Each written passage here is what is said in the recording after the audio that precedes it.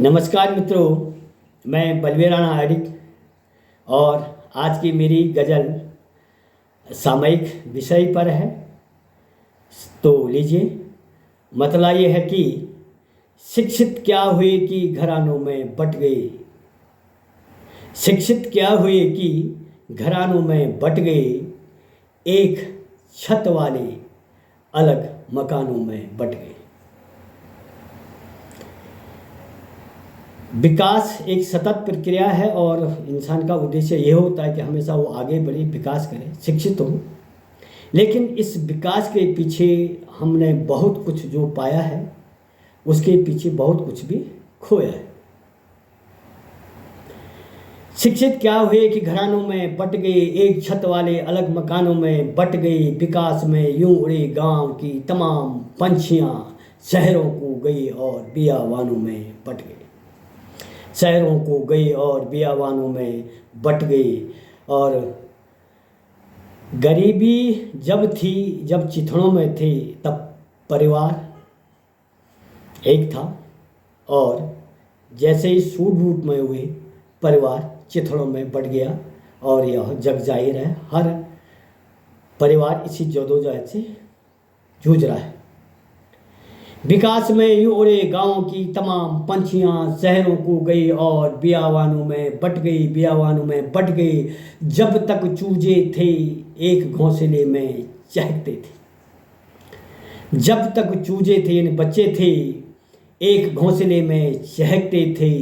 बड़े क्या हुए कि बियावानों में बट गए। बियावानों का मतलब होता है जंगल। बड़े क्या हुए कि बियावानों में बट गए, बियावानों में बट गए। जब तक कुंवारे थे घुघते साथ चुगते थे।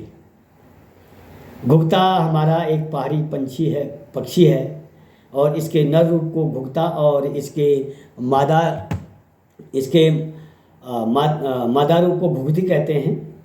जब तक कुंवारे थे घुघते साथ चुगते थे। घुघती आई कि अंदर खानों में बट गई, घुघती आई कि अंदर खानों में बट गई। और अगला शेर, इसका इशारा और कहीं है। ईमानदारी से भौंकते थे कुत्ते गलियों में। ईमानदारी से भौंक रहे थे कुत्ते गलियों में। हड्डी क्या मिली कि सब बेईमानों में बट गई। हड्डी मिली कि सारी बेईमानों में बट गई।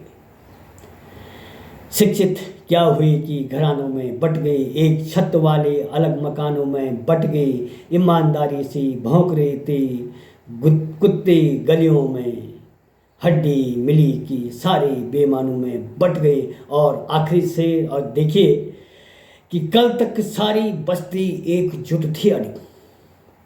कल तक सारी बस्ती एक थी अडिग।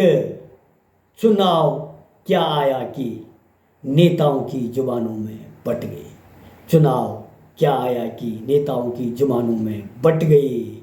शिक्षित क्या हुई कि घरानों में बट गई, एक छत वाले अलग मकानों में बट गई। कल तक सारी बस्ती एकजुट थी अडिग।